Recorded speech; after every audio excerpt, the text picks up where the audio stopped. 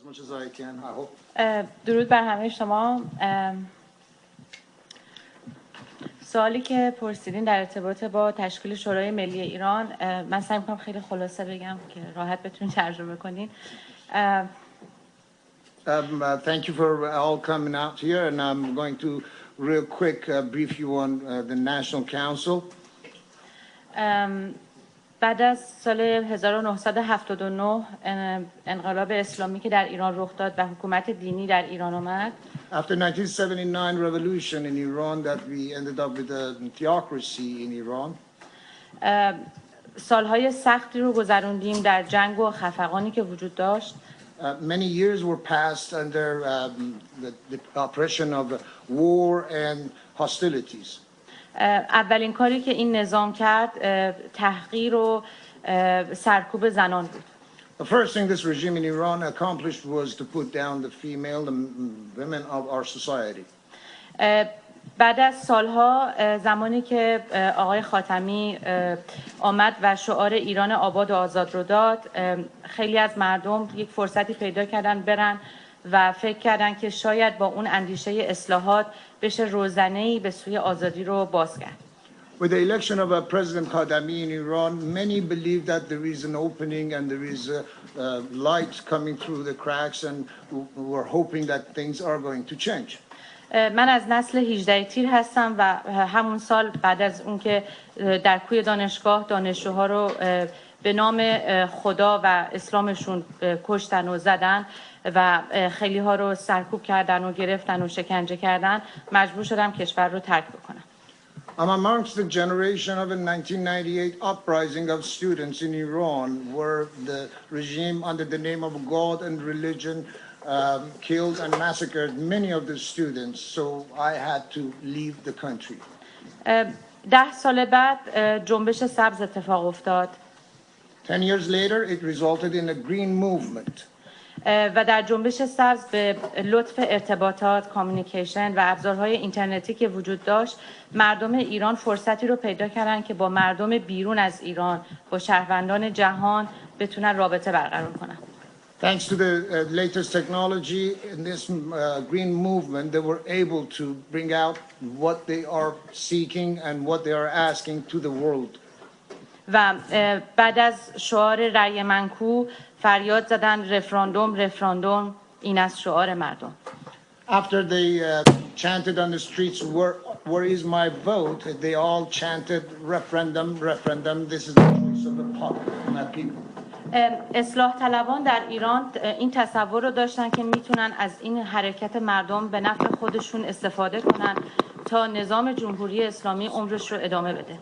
The reformists in Iran thought they could use this movement to their advantage, so they would secure the regime in its entirety.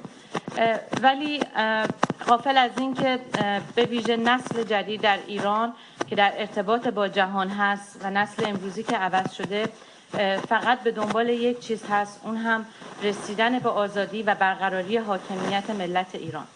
Without any paying attention to what the real request is with the freedom for the young in Iran. و در چارچوب قانون اساسی جمهوری اسلامی که همه چیز به ولی فقیه وصل میشه، یعنی حتی کاندیداهای رئیس دولت باید از طریق شورای نگهبانی که باز ولی فقیه انتخاب کرده فیلتر بشه بگذره. در نتیجه همه اینها سیرک انتخاباتی هست، هیچ انتخاباتی در ایران وجود نداره و به شکل انتصابی از طریق ولی فقیه در ایران انجام میشه. در نتیجه این قانون اساسی هیچ مشروعیت و مقبولیتی نداره و قابل اصلاحات نیست. As you know, the regime in Iran, basically the Ayatollah is in charge and he makes the decision on elections and who should be the head of what government department, and they basically run the life. He runs the life for entire population.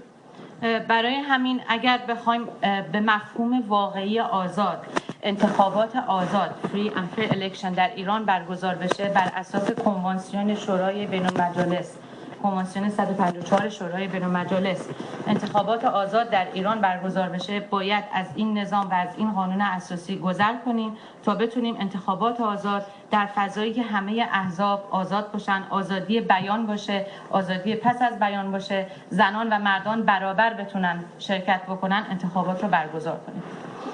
The election in Iran to be sought is according to the international charter of election, how it is done. Sorry, I missed the number, is 154, I believe.